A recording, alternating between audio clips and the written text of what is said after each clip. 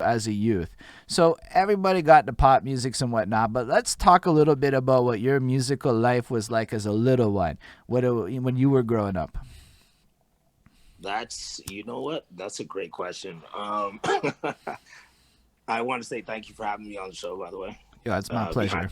the scenes. You know, I'm going to go on a few points that you brought up just before I answer the question, but I just want to say everything's a full circle. Basically, like, yeah, we spoke in the past, and when you said about like being smart about let's talk, is because why not listen? You know what I Mm, mean? For me, you got two ears and one mouth for a reason. So it means to listen twice as much as you talk. You know mm. what I mean? So in that sense, I'm gonna listen and I'm gonna ask questions. And if I don't get the answers I want, then good. I know where I stand. You know what I mean? So that's how I basically look at that.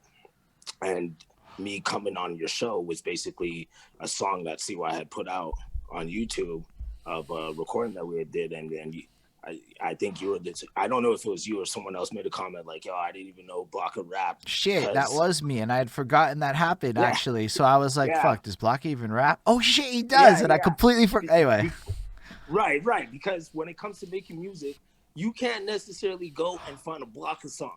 Nobody can go and find a Blocka song. You can catch me on features. I'm featured on songs, but if you ever saw me perform, you saw me live.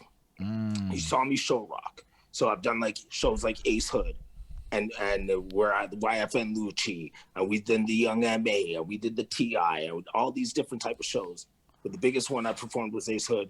But then we did all the city shows in Montreal, like Holla, I'd see why doing shows with me, Bamboo Twigs, you know, yo, doing shout that out different type Bamboo of Twigs. music. That guy came through Bamboo here. Twigs. He's fucking brilliant. He's one of my favorite guys right now. Yeah, that's me doing shows with him, and obviously Buds and Honorable Records and all that shit, like the whole squadron, doing these shows, and that's how I got into it. But to answer your question now, I can clearly remember, no lie, that apart from like, let's just say Vanilla Ice, Michael Jackson, Whitney Houston, I remember TLC, I remember like 5 cent, 10 cent dollar, Murder She Wrote, because I'm Caribbean, like obviously listening to Bob Marley, and then I went through a stage where it was like Limp Biscuit and Corn But and like, Rage Against the Machine, let's like let's big let's let's stay tunes when type you're shit. like young. Let's talk a bit more about That's that, when I cause was young. I was in elementary school. okay, so By the time corn I and got all to that. him, Yeah, I don't actually know how all of old you that are. shit was all of that shit. I was still not in high Gosh. school. Okay, so what happened here was I thought maybe I think I might be older than you, and I just had an old man moment where I like kind of like felt You're like not. You're not older than me. no, oh right, you're 34. Nah, so like Yeah. oh right, because technically corn and shit comes out way back in the 90s, and I'm just again being a little bit off. Fair enough. Still, True. we aligning. But yeah, okay. So you actually, as a kid, how are you listening to this music? How are you finding it? It's funny. I had this, I guess, a metal boombox that my mom and my dad gave to me. That was in my room. A metal boombox. I had two tapes. I had a Michael Jackson tape. I think I had a MC Hammer tape. MC Hammer too. Shout out MC. Mm. I had an MC Hammer tape, and I think I had a Whitney tape. And those were like the first tapes I ever really had. But I remember on the radio, shit like obviously like Madonna and like Grand Van 3000 type shit and TLC like Chasing Waterfalls or whatever is called Waterfalls, whatever that shit is called. Like all these songs are songs that I listened to and like I understood why people like Aaliyah, R.I.P. to her, the influence they have on music. Like I'm not here to judge people on the music they like and shit, but I can tell you my favorite documentary. Put it this way, as deep as it goes, my favorite music fucking documentary is the Eagles, bro. Okay. How come? Uh, because when you see how they went about doing Hotel California and they didn't even know, like, man, press the recording and like they record a song like that that's so fucking natural. That's what music is, man. And that's why there's like, there's this whole basis like performers or like actual writers or who really writes their music, ghostwriters, all that shit. For me, man, if you put something together with a team, it doesn't matter who does what, just do your role. Like everyone's got a job. You know what I mean? And like obviously the artist is the face, but the things in the background got to work together, bro. And like if everyone's not doing your job, or you're worrying about the next man's job because you're worried, then you either need to replace or move on. But then if you decide to work with people, you have to trust in the team that you built. So being around the people that I've been around, I've had to trust, and I've had to learn what it is to believe in someone and say, okay, let me see. Like, it's not, I don't have to see you do it. It's just, I'm going to understand you can do it. So I feel you on that.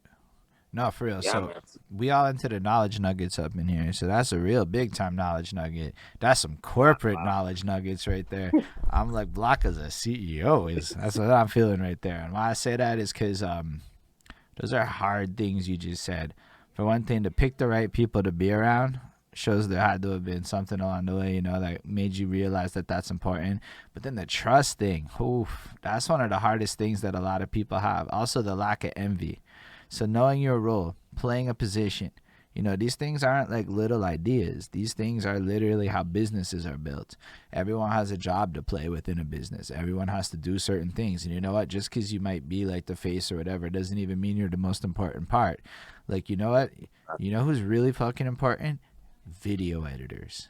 Those people are fucking wonderful because they do all the really boring hard shit, and often, like, you know, the artist has one of the funnest jobs sometimes, and there's a lot of really boring shit that goes into like even the writers, all these people. Anyway, but yo, I want to like. Sorry, go on. No, what were you gonna say? I was just gonna say, to finish your thing, like a video. The best video guy, or the top 10 video guys for movies, let's say, for example, if you're not an A-lister, you're not better than them. You know what I mean? So like, there's only so many A-listers. Like when I speak these things, like that's a category on its own. And then there's actors, but the A-listers, we know who the A-listers are. We know who shows up. You know what I mean? Yeah, I feel you on that. But even like just to the end of, let's say you take the roles, because I'm really fascinated about the roles that surround creating artistry in Montreal, especially in music. Like, you know, these are all pieces. Let's be real. Most artists can't edit a video. So without the video editor, there is no video for them to promote their song. In that regard, the video editor is an unsung hero of this industry that doesn't get the love he deserves, because even if he makes money on that service, without that service that he provides, you know, the artist can't fully envision all of their shit. Trust, man, I tried to direct my shit. Nobody wants me to direct my shit. I'm not that guy. It's not really my job. You know what? I'm glad that you actually saying what you're saying. Here's the better one, because I had a conversation today. I had a conversation with CY. And I was misunderstanding what he was saying till we understood each other at this exact point. If you're an artist and you're buying views, right, it's wrong. It's wrong. I'm happy only to go for there. one reason. It's only wrong. You're happy to go there? Yeah. Absolutely. Now, I would say why it's especially wrong, because people can do it, sure. But what makes it even worse is when you post it. Now, if you're posting that you got 25,000 views or whatever, and you're posting this out, and you bought those, then I'm sorry, for me, myself, and I don't compute with that. Now, a lot of people might not like what I'm saying, but I understand there's business, but there's image and stuff like that. But can I add to that? If you're okay with it, can I add to what you're saying? I don't want to counter it. I want to add to what you're saying, because I'm really in light of it. You know what? Nice. So here's the thing. I don't have a problem with paying for shit, because I hit this point where I realized that's what the game is a little bit. So I'm choosing to pay in different ways. So I'm doing contests, and it's still paying for shit, right? So in some way or another, you're going to have to, in some regard, advertise your stuff. But when you're doing a contest, it is blatant. Yo, what's up, Willie? Thanks for popping on the stream. It's blatant in your face. I'm clearly saying, yo, I want your attention. Here's some fucking money. Right? Like, that's kind of what I'm doing with a contest. I'm not buying views. I'm paying for advertisement. But when these guys, this is what drives me nuts, right? So when these guys post their like cards and you run some averages and you're like, yo, the average amount of fucking views like per person is like 1.25 and the average song listen is 45 seconds.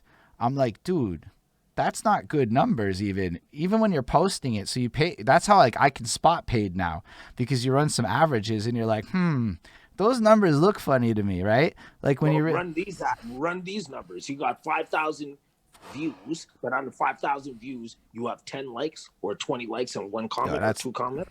It's nuts to me. You know, so look, so basically what it comes down to it is, because I've never really done my thing as an artist, I'm not going to say I'm not going to say I don't care, because I really, like, I don't want to care.